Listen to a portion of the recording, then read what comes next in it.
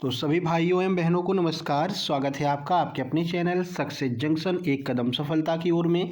मेरा नाम है अतुल शुक्ला और हम लेकर के आ गए हैं आपके लिए एमपीएसआई 2026 मध्य प्रदेश क्षेत्र रक्षक जेल प्रहरी एवं अन्य सभी भर्ती परीक्षाओं की दृष्टि से अति महत्वपूर्ण वीडियो है हिंदी भाषा की मैराथन नंबर 2, जिसमें आज हम 150 प्रश्नों को कवर करने वाले हैं।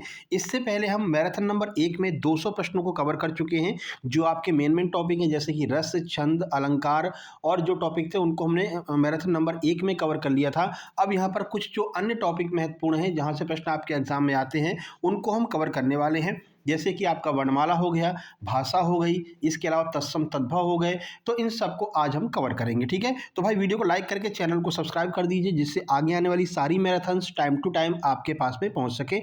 इससे पहले भी लगभग सभी सब्जेक्ट की मैराथन करवा चुके हैं। 450 प्रश्न हमने कंप्यूटर के आपको दिए हैं, 450 प्रश्न करवा चुके हैं कंप्यूटर के, और लगभग 500 प्रश्न हम सिविक्स यानी कि नागरिक शास्त्र के भी करवा चुके हैं। तो वो सब आपको इसी चैनल के अंदर प्लेलिस्ट बनी हुई है एमपीएसआई के नाम से, वहाँ पर आपको मिल जाएगा। तो उन एग्जाम्स वाले प्रश्नों को भी आपको देख लेना है, ठीक है भाई। चलिए शुरुआत करते हैं। आइए देखते हैं आज का पहला प्रश्न।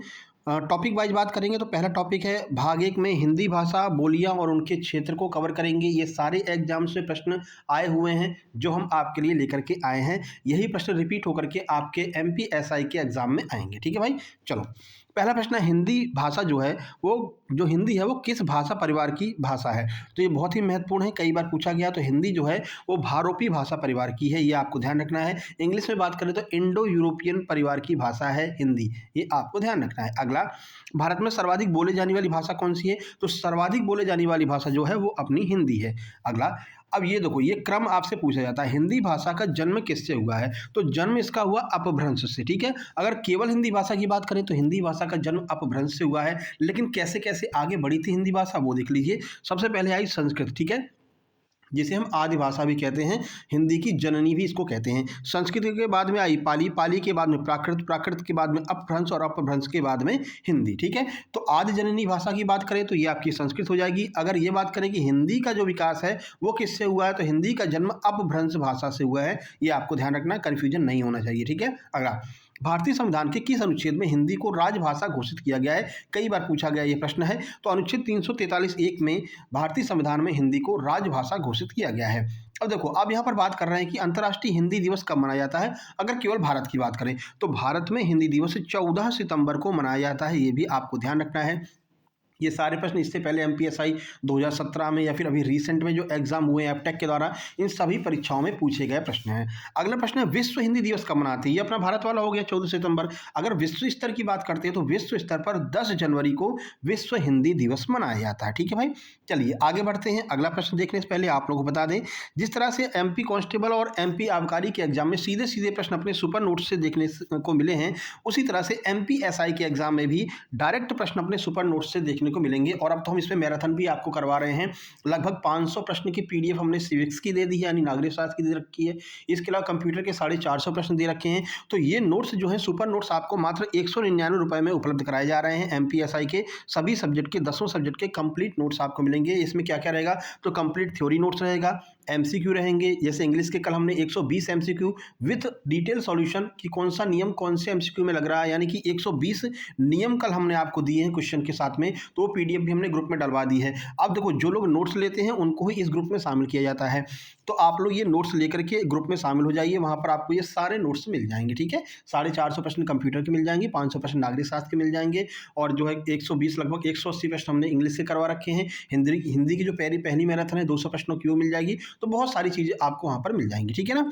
चलिए अब ये नोट्स प्राप्त कैसे करेंगे, छोटी सी प्रक्रिया है। ये क्यूआर कोड आपको दिखाई दे रहा है, इसका स्क्रीनशॉट खींच लीजिए। इसी पर आपको 199 का पेमेंट करना है, और उस पेमेंट का स्क्रीनशॉट इस व्हाट्सएप नंबर 7052547003 इस पर व्हाट्सएप कर देना है। जैसे ही आप स्क्रीनशॉट व्हाट्सएप करेंगे तुरंत आपको complete super selection notes send कर दी जाएंगे, और आपको एमपीएसआई के व्हाट्सएप ग्रुप में जोड़ दिया जाएगा, जहां पर आगे की सारे जो नोट्स हैं सारी पीडीएफ आपको वहां पर मिलती रहेंगी सारी क्लासेस की, ठीक है। इसके अलावा आपको पता है मध्य प्रदेश क्षेत्र रक्षक जेल प्रहरी की जेल अधीक्षक की भर्ती आने वाली है, तो इसके भी नोट्स मात्र 189 रुपये में उपलब्ध हैं, जिसमें आपको English, science, Hindi, GK, GS, math इनके नोट्स आपको उपलब्ध कराए जाएंगे। इसमें कंप्यूटर वगैरह नहीं मिलेगा, ठीक है। तो ये नोट्स भी आप प्राप्त कर सकते हैं इसी प्रक्रिया के द्वारा। चलिए उम्मीद करते हैं सारी बातें समझ में आगे होंगी। आगे बढ़ते हैं, चलो।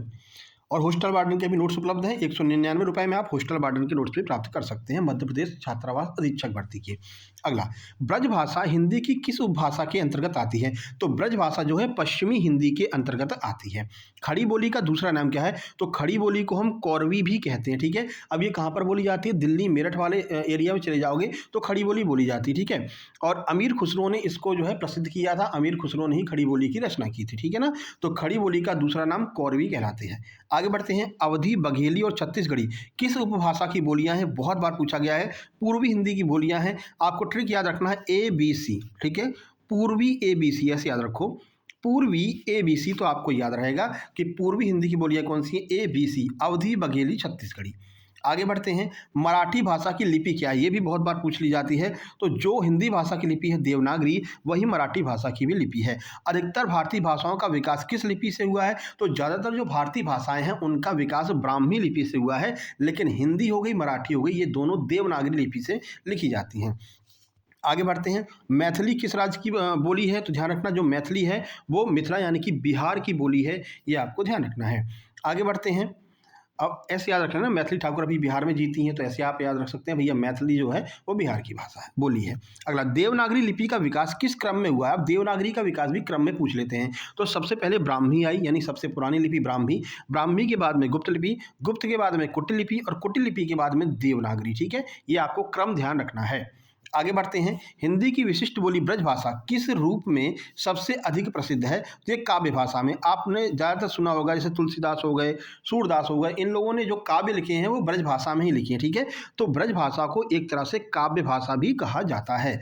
वर्तमान हिंदी का प्रचलित रूप क्या है? तो वर्तमान में जो हिंदी है वो खड़ी बोली के रूप में प्रचलित है। खड़ी बोली बता देना, इसको कौरवी कहते हैं, अमीर खुसरो ने विकसित किया था, और मेरठ दिल्ली वाले जो क्षेत्र हैं यहाँ पर बोली जाती है। चलिए अब हम आगे बढ़ते हैं, और आगे बढ़ते हुए चलते हैं वर्णमाला पर। वर्णमाला में उच्चारण और वर्गीकरण की दृष्टि से जो प्रश्न आपके एग्जाम में अब तक पूछे गए हैं उनको कवर करेंगे। चलिए लास्ट में इन सबका एक पूरा मिसलेनियस देख लेंगे।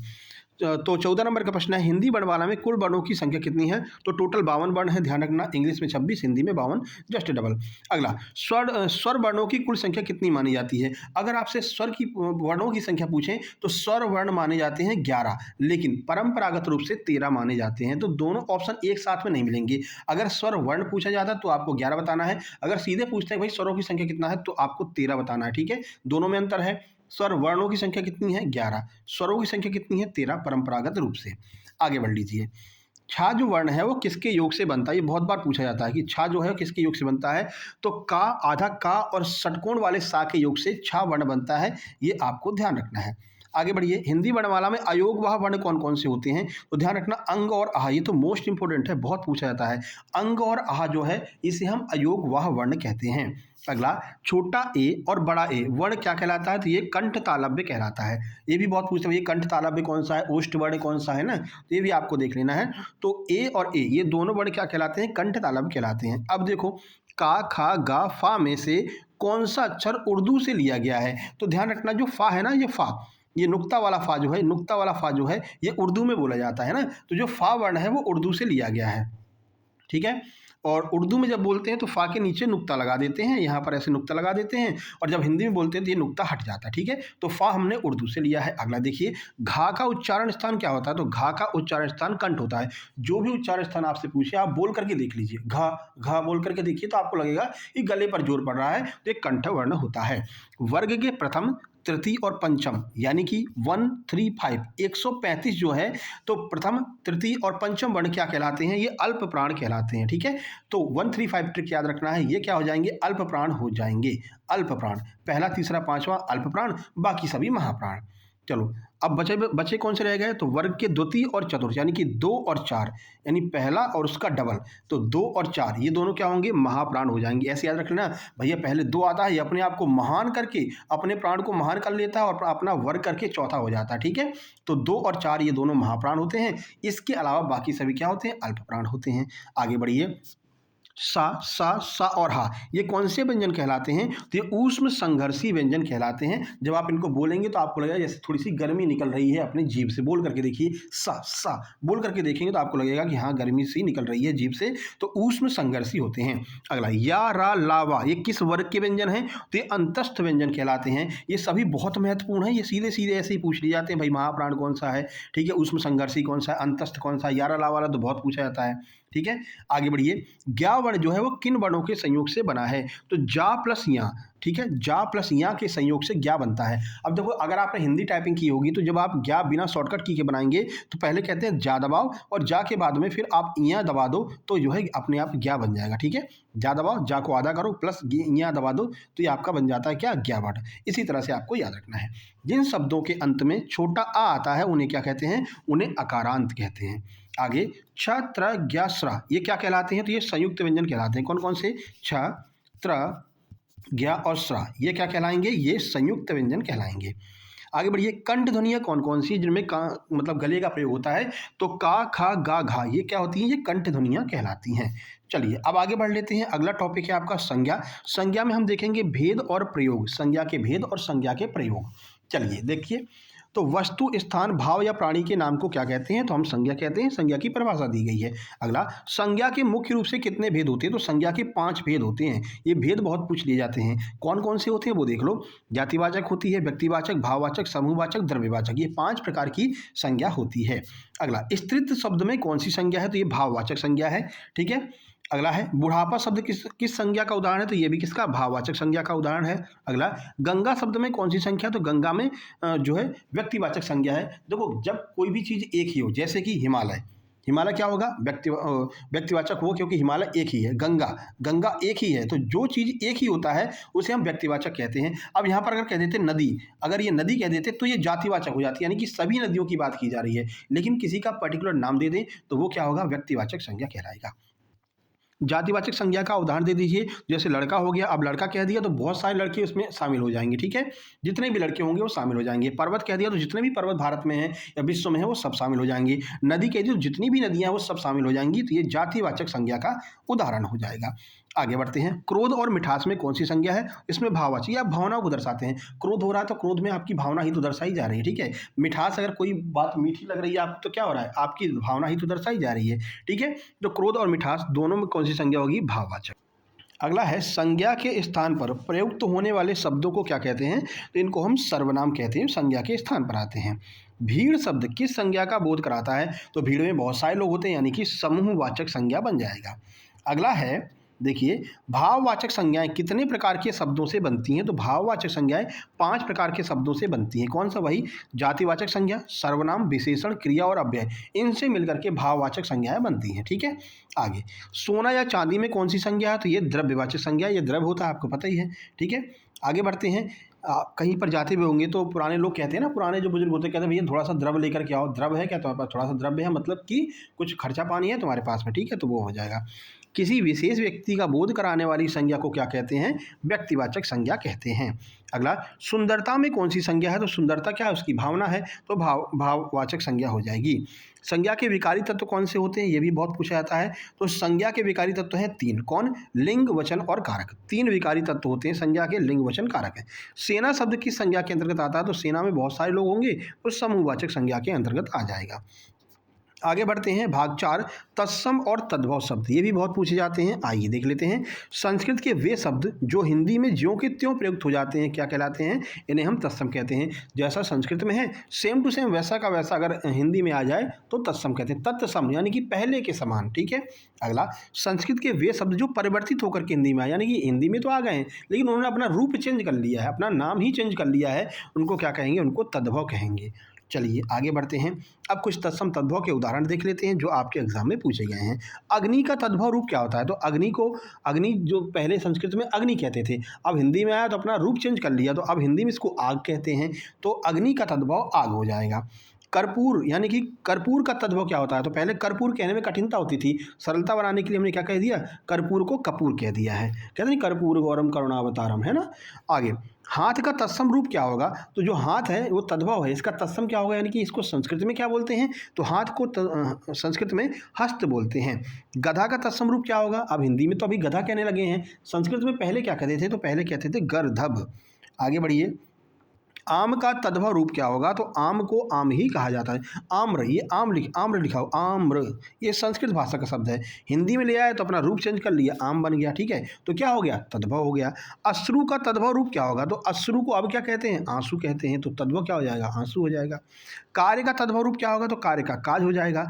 मस्तक का तद्भव रूप क्या होगा? तो मस्तक को अब क्या कहते हैं? माथा कह देते हैं, ठीक है? आगे बढ़िए, कूप का तद्भव क्या होगा? तो कूप को अब क्या कहते हैं? कुआं कहते हैं, संस्कृत में इसको कूप कहा करते थे। क्षेत्र का तद्भव रूप क्या हो जाएगा? तो क्षेत्र को पहले क्या मतलब कि संस्कृत में खेत को क्षेत्र कहते थे, ठीक है ना? तो अब क्या कहते हैं? अब खेत कहते हैं, तो खेत क्या हो जाएगा? ये आपका तद्भव हो जाएगा, और ये क्या रहेगा? ये आपका तत्सम हो जाएगा, ठीक है? आगे बढ़िए, दुग्ध का तद्भव रूप क्या होता है? तो संस्कृत में दुग्ध कहते हैं, हिंदी में इसको दूध कहते हैं। आगे बढ़िए, घृत का तद्भव रूप क्या होगा? तो घृत को क्या कहते हैं? घी कहते हैं, संस्कृत में घृत, हिंदी में घी। वानर का तद्भव रूप क्या हो जाएगा? तो वानर को बंदर कहते हैं, ठीक है? देखो, इसकी एक और आपकी मैराथन आएगी, लास्ट मैराथन होगी, जिसमें हम 150 प्रश्नों को कवर कर लेंगे, तो 500 प्रश्न आपके पूरे हो जाएंगे। अब इस 150 में हम वोकैब को कवर करेंगे, ठीक है? वोकैब मतलब जानते हो ना कि भाई उसमें पर्यायवाची हो जाएगा, ठीक है? तत्सम तद्भव को भी कवर कर लेंगे, उसमें जो ढेर सारे तत्सम तद्भव एग्जाम्पल जो होते हैं उसको कवर कर लेंगे, ठीक है? इसके अलावा जो है शुद्ध अशुद्ध हो जाएगा, वर्तनी हो जाएंगे, ये वोकैब वाला जो पोर्सन है उसको एक साथ में रख देंगे, तो 500 प्रश्न आपके हिंदी के भी पूरे हो जाएंगे। तो 500 सिविक्स हो गया, 500 हिंदी होगी, 450 कंप्यूटर हो गया। इतने आपको प्रश्न दे देंगे, तो आप आराम से इसको कवर करके जाइए। अब इसको कवर करने में कितना टाइम लगेगा भाई? 500 प्रश्नों को, वन लाइनर को पढ़ने में कितना टाइम लगेगा? मुश्किल से आधा घंटा, 30 मिनट में आप कंप्लीट कर सकते हैं। 2 बार रिवीजन कर लो, यही आपके एग्जाम में रखे मिल जाएंगे, क्या दिक्कत है ना? चलिए, अब हम उपसर्ग और प्रत्यय की बात कर लेते हैं। उपसर्ग प्रत्यय को हम वोकैब में कवर नहीं करेंगे, तो यहाँ पर इसके ज़्यादा प्रश्न कवर लेंगे, यानी कि 30 प्रश्न कवर कर लेते हैं। चलिए देखिए, संस्कृत के उपसर्गों की संख्या कितनी मानी जाती है? तो संस्कृत के उपसर्ग होते हैं 22। अलंकार शब्द में किस उपसर्ग का प्रयोग हुआ है? तो अलंकार में अलम शब्द का प्रयोग हुआ है। अलम इसमें हो जाएगा उपसर्ग, और कार इसमें लगा दी, ऐसे होगा, देखो, अलम प्लस कार, ठीक है? तो ये बन जाएगा क्या? अलंकार, है ना? तो बोल रहे हैं कि उपसर्ग कौन सा लगा हुआ है? तो उपसर्ग क्या लगा है? जो उपसर्ग वो होता है जो किसी भी शब्द के आगे लग करके उसका अर्थ बदल दे। आगे क्या लग रहा है? अलम लग रहा है, तो अलम जो है इसका उपसर्ग हो जाएगा। आगे, अब देखो यहाँ पर क्या है, आपसे 2 चीज़ें पूछ लेते हैं कि प्रागैतिहासिक में मूल शब्द भी बता दो और उपसर्ग भी बता दो क्या क्या है। तो देखो, अगर हम उपसर्ग की बात करते हैं तो प्रागैतिहासिक में प्राक उपसर्ग है, और मूल शब्द क्या है? तो मूल शब्द है इतिहास, ठीक है? तो प्राक प्लस इतिहास, ठीक है? तो ये बन जाएगा प्रागैतिहास, प्रागैतिहास, ठीक है? तो ये आपसे पूछ लेते हैं कि भैया इसमें मूल शब्द क्या है, उपसर्ग क्या है, तो आप तोड़ करके बता सकते हैं। आगे बढ़िए, उज्ज्वल में उपसर्ग क्या है? तो उज्ज्वल में उत उपसर्ग है, ठीक है? उत प्लस ज्वल, तो ये क्या हो गया? उज्ज्वल हो जाएगा। आगे, दुस्तर और दुष्चरित में क्या उपसर्ग है? तो इसमें दुस उपसर्ग लगा हुआ है। आगे बढ़िए, हिंदी के अपने उपसर्ग बिन का क्या अर्थ होता है? तो बिन का अर्थ है अभाव को दर्शाने के लिए बिन उपसर्ग लगा देते हैं, ठीक है? इसे बिना भी कहते हैं और बिन भी कहते हैं। तो ये क्या दर्शाता है? अभाव दर्शाता है। आगे बढ़ते हैं, क्या लिखा हुआ भैया? खतरनाक लिखा है। प्रत्युत्पन्नमति में कौन सा उपसर्ग है? तो इसमें आपका उपसर्ग प्रति लगा है, ठीक है? प्रति उपसर्ग इसमें लगा है। आगे बढ़ लीजिए, अरबी फारसी का उपसर्ग ला, जैसे लावारिस हो गया, किस अर्थ में प्रयोग में होता है? तो ये बिना के अर्थ में प्रयोग होता है, लेकिन अरबी फारसी में बिना का अर्थ क्या हो जाएगा? ला हो जाता है, ठीक है ना? हिंदी में बिना लगा देते हैं, अरबी फारसी में ला लगाते हैं। जैसे कि लावारिस हो गया, यानी बिना वारिस के, हिंदी में कहेंगे तो बिना वारिस के, अगर अरबी फारसी में कहेंगे तो लावारिस कहते हैं। तो ला जो उपसर्ग है वो ये दर्शाता है कि ये बिना शब्द का वो अर्थ दे रहा है। आगे, उपाध्यक्ष में कितने उपसर्ग हैं? तो उपाध्यक्ष में 2 उपसर्ग हैं, एक तो उप उपसर्ग है और दूसरा अधि उपसर्ग है। तो उप प्लस अधि प्लस अच्छ, उपाध्यक्ष, इस तरह से बनेगा। तो 2 उपसर्ग लगे हुए हैं।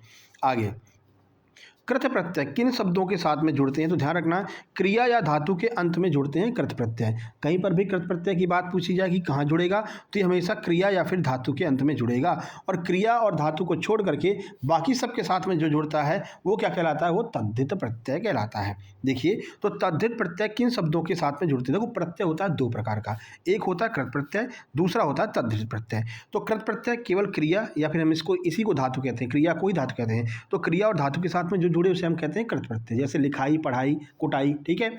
और तद्धित प्रत्यय क्या होता है? क्रिया को छोड़ करके संज्ञा के साथ में जुड़ जाएगा, सर्वनाम के साथ में जुड़ जाएगा, विशेषण के अंत में जुड़ जाएगा। तो ये क्या होता है? ये तद्धित प्रत्यय होता है। ये दोनों पूछा जाता है, दोनों में डिफरेंस इसीलिए हमने आपको बता दिया है।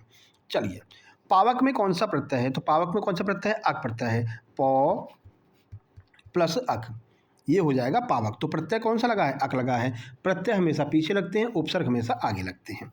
चलिए, मिठास में किस प्रकार का प्रत्यय है? तो मिठास में भाववाचक तद्धित प्रत्यय है, ठीक है, क्योंकि भावना को दर्शाता, अभी बताया था ना, मिठास कैसी भावना होती है, मतलब मिठास कौन सी संज्ञा होती है? भाववाचक संज्ञा होती है। तो अगर आपको डिटेल में पूछते हैं, देखो सिंपल पूछेंगे तो बोलेंगे कौन सा प्रत्यय है, तो आप बता देना तद्धित प्रत्यय है।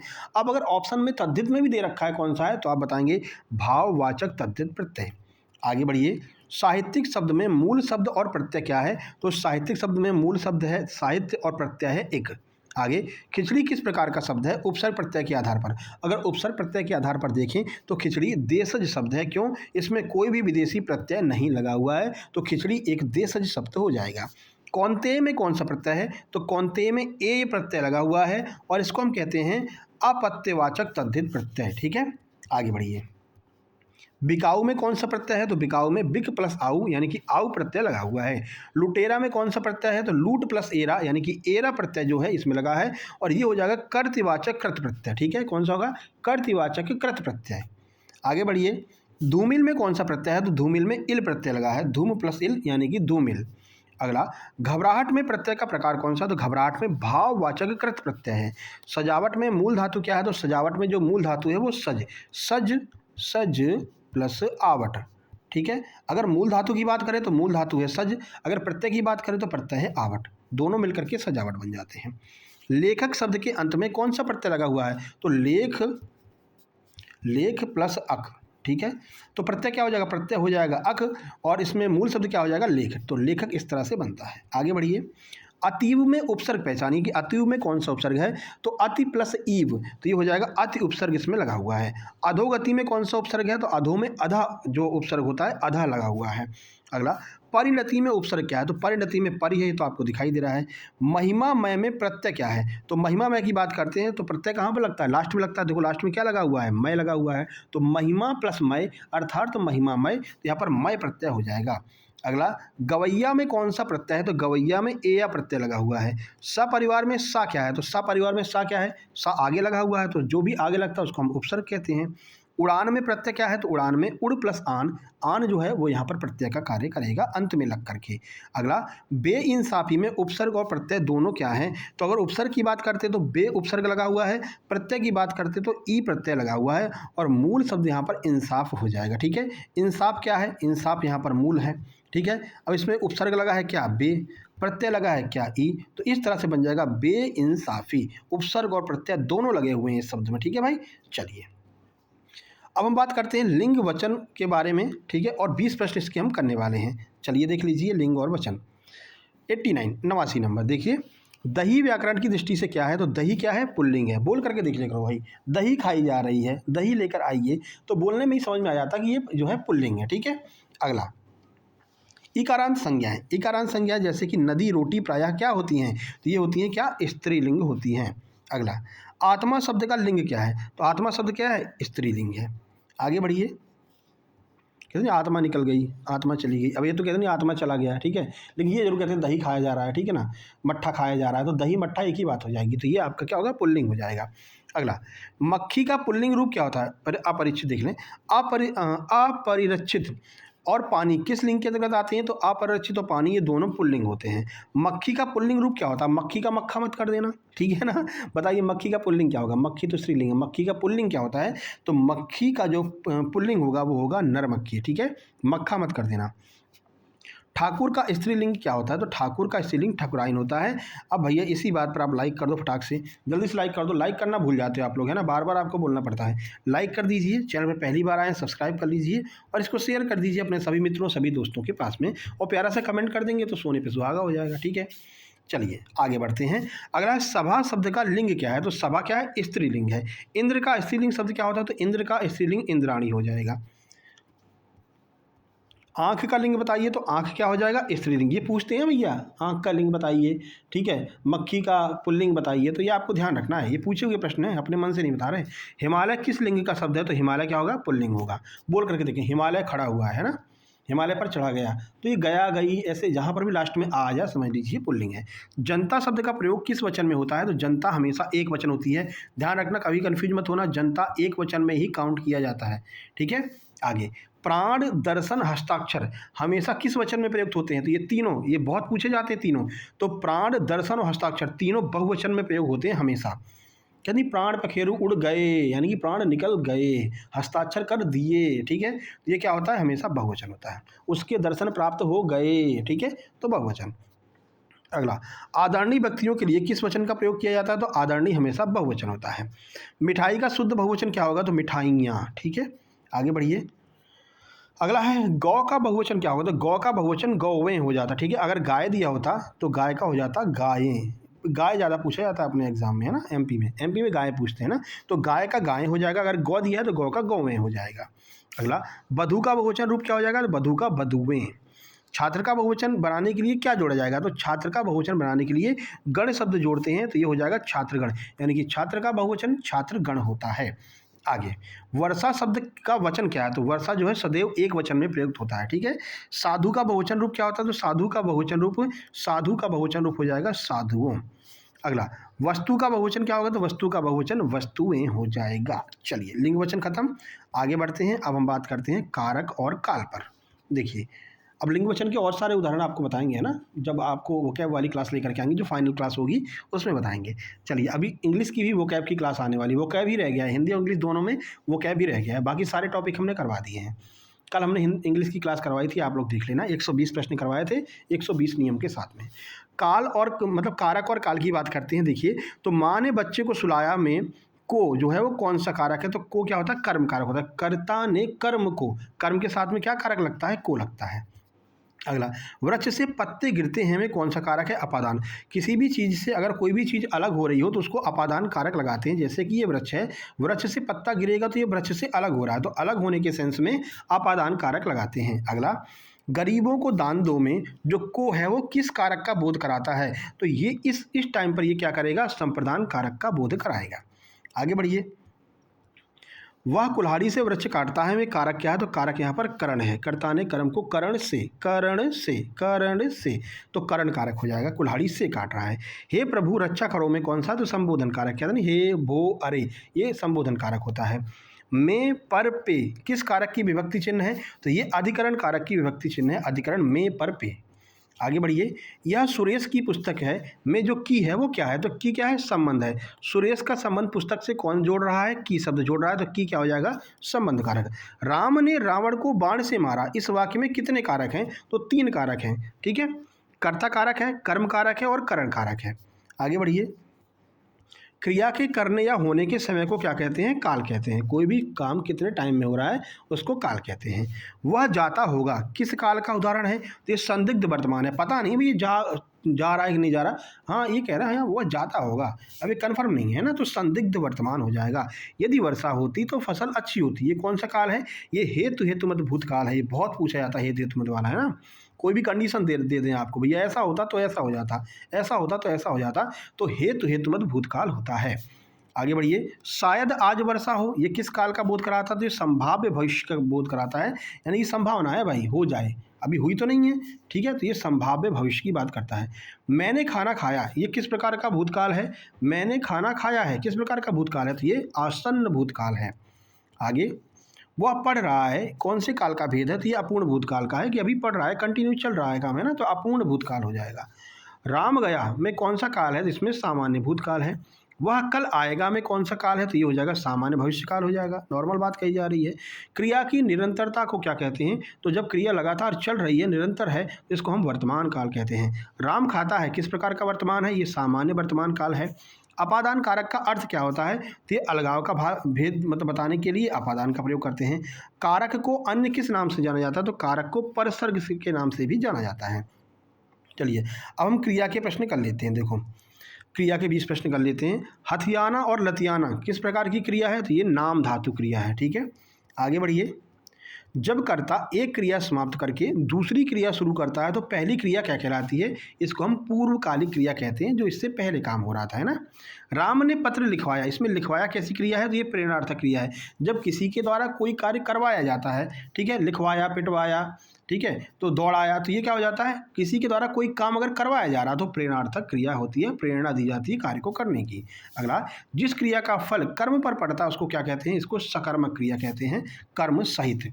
अगला, पक्षी आकाश में उड़ रहे हैं, इसमें उड़ रहे हैं कैसी क्रिया है, तो ये क्या है, अकर्मक क्रिया है। द्विकर्मक क्रिया में प्रथम कर्म हमेशा कैसा होता है, तो प्रथम कर्म जो होगा वो हमेशा सजीव होगा, यानी कि प्राणीवाचक होगा, उसमें हमेशा जीवन वाला कर्म आपको दिया जाएगा। वह खा चुका है में कौन सी संयुक्त क्रिया है, तो यहाँ पर समाप्ति बोधक है, यानी कि खा चुका भैया, काम खत्म हो गया।